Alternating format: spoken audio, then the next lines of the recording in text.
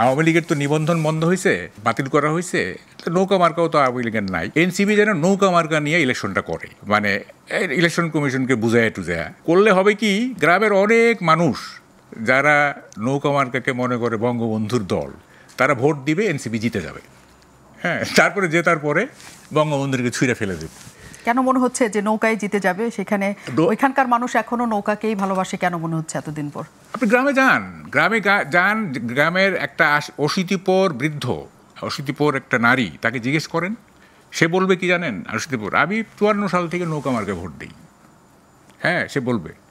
এবং মানে এই রাজনীতির ঘোর প্যাঁচ তো তারা বুঝে না, গ্রামের মানুষ এই সমস্ত ঘোর প্যাঁচ বুঝে না, তারা একটা ধৈরা আছে যেটা সেইটাই। আমরা তো নাগরিকরা মানে এগুলো করতেছি, গ্রামের সাধারণ মানুষ কিন্তু এরকম না। আচ্ছা দেখেন, এই কি বলে যে কেন এই অ্যাবসার্ড ফিলসফিটা আপনারা পার্সিউ করতেছেন যে মুক্তিযুদ্ধ থাকবে না বা মুক্তিযুদ্ধের থাকবে না, চিহ্ন থাকবে না? কেন এই অ্যাবসার্ড ফিলসফি? এটা কি কখনো বাস্তবায়নযোগ্য? দেখেন, মানুষের জীবন কি? মানুষের জীবন হচ্ছে কিছু স্মৃতির সমষ্টি। হ্যাঁ, যেমন আমি আজকে 70-71 বছর, আমার জীবন কি, এই কি করছি না করছি এইসব নিয়ে রাতে বসি। একজন এনসিপির নেতা বা একজন 25 বছরের ছাত্র, তার জীবন কি? সে সারাদিন হইচই করে ইত্যাদি, রাতে কি করে, কি তার কলেজ জীবন, তার স্কুল জীবন, প্রেমের কাহিনী, ব্যর্থ প্রেমের কাহিনী, এগুলি সে করে, মানে আওড়ায় আর কি।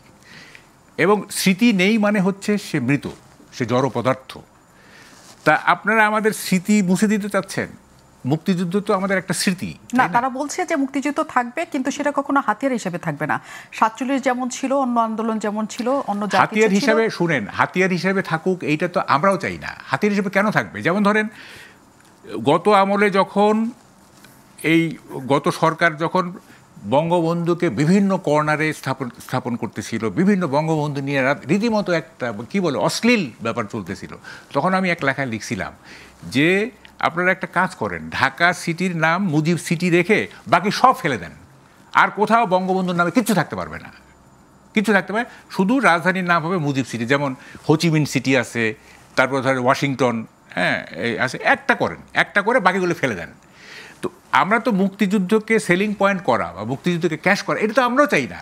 এটা এটা এটা এটা একটা জঘন্য ব্যাপার। হ্যাঁ, সেটাই তো এনসিপির ওরা চাচ্ছে, সেটাই তো চাচ্ছে। কি চাচ্ছে তারা? যে মুক্তিযুদ্ধকে কোনো রকম রাজনৈতিক হাতিয়ার না। হ্যাঁ, ওইটুক বলুক, কিন্তু এই যে 5ই আগস্টের পরে মুক্তিযুদ্ধের স্মারকগুলো যে ভেঙে ফেলা হলো, হ্যাঁ, এনসিপি এটা জয়েন করে নাই, করছে তো।